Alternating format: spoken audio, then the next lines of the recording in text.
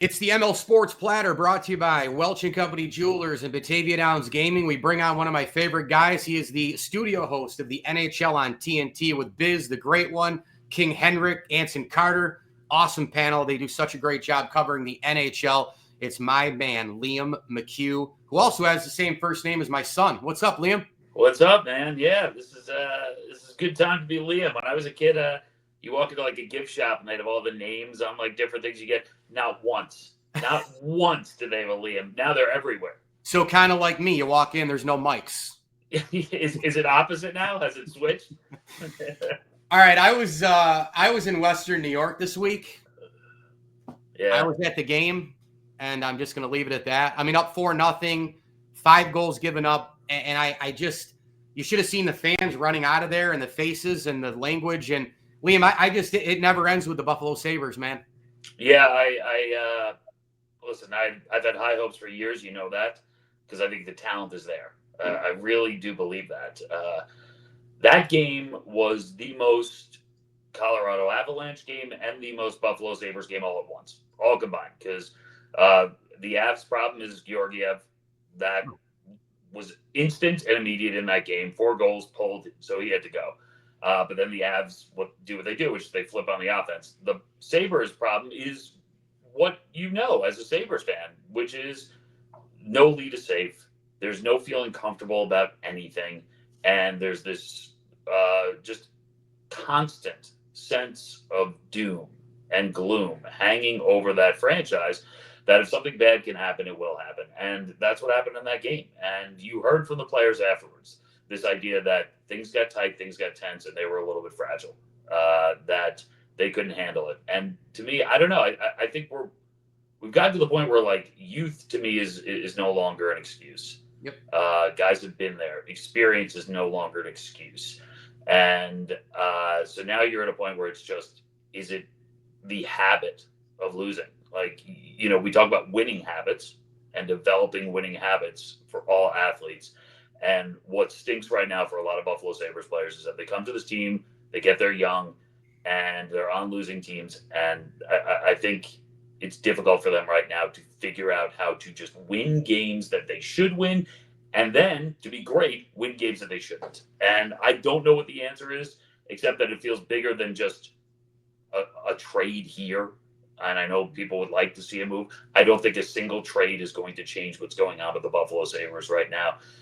It's a mentality. And because I really do believe this, Mike, I've said it a bunch of times, I think talent-wise, they're good enough. I really do. They're in prime age. They're talented enough.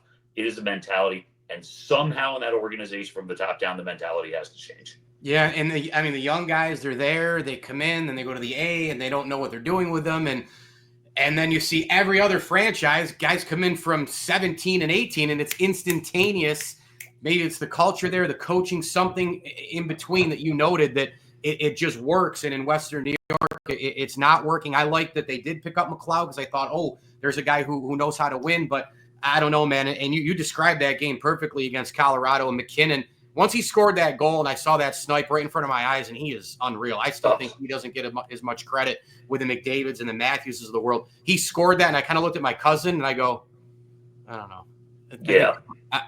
Because it's so magnified because of the drought. The first thing, and you're like, well, there's one. When's the next 3 coming? You just have awful thoughts. And it's funny that you bring up McKinnon because to me, it's the exact opposite mentality.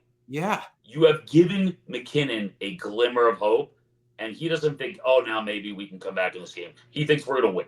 We're going to crush You're going to win this game, and I'm going to take over this game right now. Yeah. Now, he's otherworldly in terms of talent, but everyone talks about McKinnon like the killer that he is, which is that in practice and in games, no matter what month of the year it is, even in October, he is ready to play. He is ready to have a killer instinct, and the Sabres just need a little bit more of that. I do think there are guys there that are capable of it. And you mentioned that the fact they brought in veterans. I mean, they brought in Eric Johnson before, another guy who's been there and done that. But collectively, it's just not there, and I don't know. It's hard to understand why after this many years and this many players and coaches, it hasn't happened, because we've also talked about the fact that, like, in this league, at this length of time, you should almost accidentally make the playoffs. It's just the way it is. And I know they've been close, but close doesn't matter anymore. You know that. It's been too long. It just doesn't matter. No, you're right. Half the league's in there. Quick hitters here. I'll let you run. Four Nations. I mean, I'm pumped that the rosters are out, and we're going to have in a couple months best on best hockey for the first time in like 8 years. These rosters are unreal. They're all-star like speed, strength, depth. The Finns have got a ton of defense.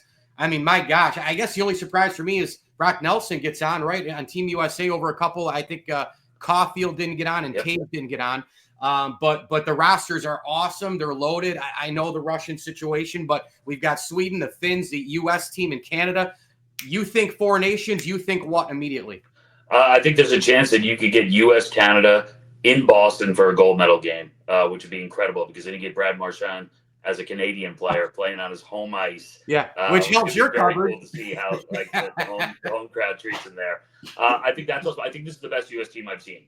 It really? I really do. I think. Well, they've been coming, right? They've been coming. Yeah, I think it's loaded with talent. I think it speaks to how deep they are. The fact that Tage and Cole are not on this team. Yeah, and I would say, like, I think Brock Nelson, Trocheck, Kreider, in some ways were like, they were bubble guys. They were a little bit of a surprise, but I also get it, because you know that you can put them into different situations. You can play them, both penalty kill, power play, and Brock Nelson's one of those guys where it's like, you don't have to do a lot for, and then you look up and he's like, oh, 35 goals on a team that, like, never scores goals, and he's just easy to play with. So I kind of get that as well. I just think the U.S. right now, I'm excited for them, because I think there's a huge advantage in goal. I truly believe that, especially over the Canadian team. And as I say this and get so excited, I wouldn't be shocked at all if Sweden comes in and ruins this, just wrecks it for everybody. And what I love is how important it is to the Swedes and the Finns. We had Henrik on last night, and he's like, this is it. He's like, I did not grow up dreaming of playing in the NHL. I grew up dreaming of playing for Sweden. Yeah. And that's the difference. It means so much more. Sickest jerseys ever, too, with the yellow and blue. It's funny. I think the Swedes or the Finns, and the Finns, locking down defensively, but yet still doing it, up the middle. And you got a million Florida Panthers out there as well. Speaking of the Panthers, like, if you took a model in the NHL, is it the Panthers? Is it somebody else? If you had to build the team, we hear about up the middle, speed, skill, and size and youth. We know it's never been this great in the NHL. Is there a model, not necessarily the culture, but the model, the look on the ice? That's the team to do it. That's the team that does it the best. Copy them. That's the model. That's how you build it. Is it them? I think. Yeah, and I think part of that is you have to be aggressive, right? Because the Matthew Tkachuk trade was a really interesting one. It was aggressive at a time when that team had just had its best regular season success ever. Yeah. And they imploded in the playoffs, and they made a big move. And what they decided was that Matthew Tkachuk was the type of player they wanted. I don't think they projected him as a 100-point guy every year. He's capable of that, but it's the type of player in your face, ready to win at all costs, from October all the way through the playoffs.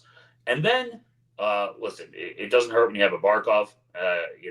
That's sort of, you have to draft well, right? You have to be able to be in that position to get the right guys, bring Barkov in, and then you have to be a little bit lucky, because let's be honest, when we talked about their goaltending situation with Bobrovsky, the narrative on Bobrovsky forever was, this contract's terrible.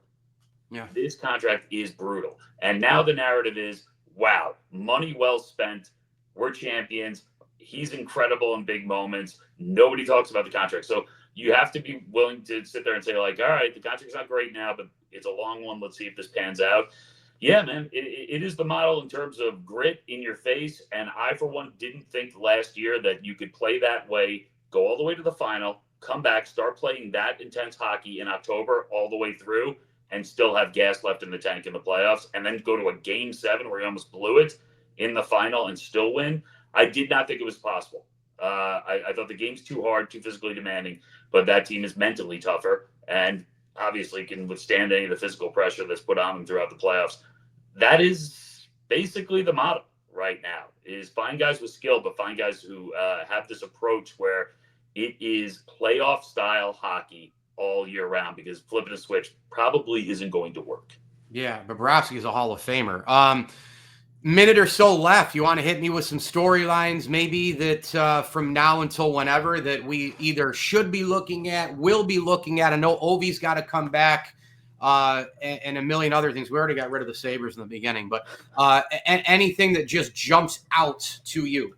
It's funny, you bring up Ovi, and I'll mention the Caps, because the Caps, I think, are the biggest surprise in the NHL. Shocking. Yes. If you looked at who was in the playoffs last year in the East, and you said, all right, one of these teams isn't going to make it this year, every single person saying the Caps.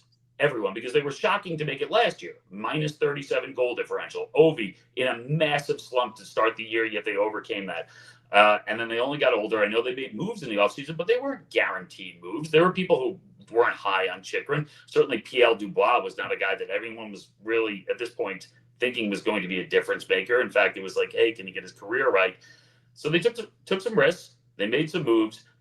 The crazy thing here for them is that they got 0 players into that 4 nations. 0 players selected. And I know, obviously, Russians are out, but you had Tom Wilson, who could have been in there. You had John Carlson, who certainly could have been in there. Yeah. I think it's good. They're older players, those guys. They're veteran players. They rest up. Ovi gets another couple of weeks in February to feel better about that leg. They're in playoff position. They're going to make it. And now I start to look at this team as like not just a good story, but a team that gets in the playoffs, has 2 very good goalies right now, one of whom I thought Logan Thompson could have been on the Canadian team. He didn't make it. And now they're motivated and they're rested.